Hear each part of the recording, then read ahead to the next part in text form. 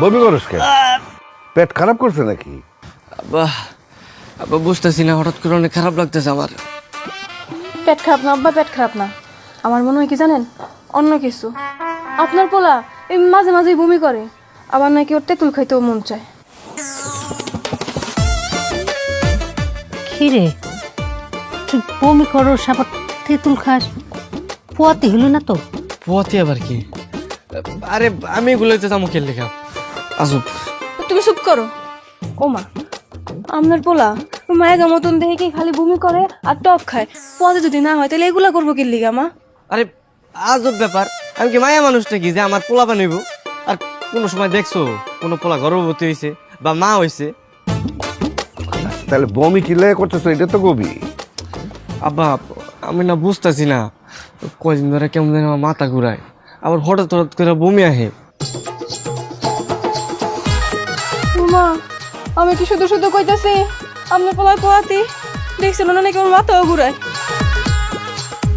আপনার পোলা যদি সত্যি সত্যি পোয়াতি হয়, এলাকার মানুষ আমারে কি কইব? যে জায়গা আমার বাচ্চা হওয়ার কথা, ওই জায়গার মধ্যে আপনার পোলার নাকি বাচ্চা হইব?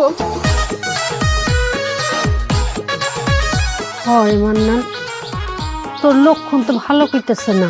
আম্মা আরে আমার পেটে রেখে বাঁচতে হয়েছে, আমার তো নিজেরই বিশ্বাস হতেছে না। আব্বা আপনি একটু বুঝান না করে। তোর আব্বাই কি কইব, তুই নিজে বুঝোস না? তুমি কিন্তু এমন থেকে সাবধানে থাকবা। তুমি যেমন উল্টা পাল্লা চলাফেরা করো, বাচ্চার কিন্তু ক্ষতি হয়ে যাইব।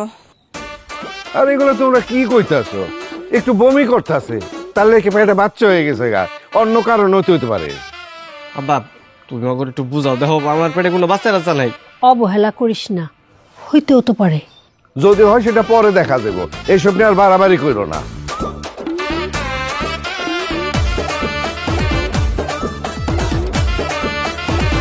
ও আম্মা, আমার তো সন্দেহ হইতাছে আপনার পোলা মনে হয় সত্যি সত্যি পোয়াতি। যদি পোয়াতি হয় তাহলে কি হইব আম্মা? আচ্ছা হইলে দেখা যাইব, তুমি ওর একটু চোখে চোখে রাখো।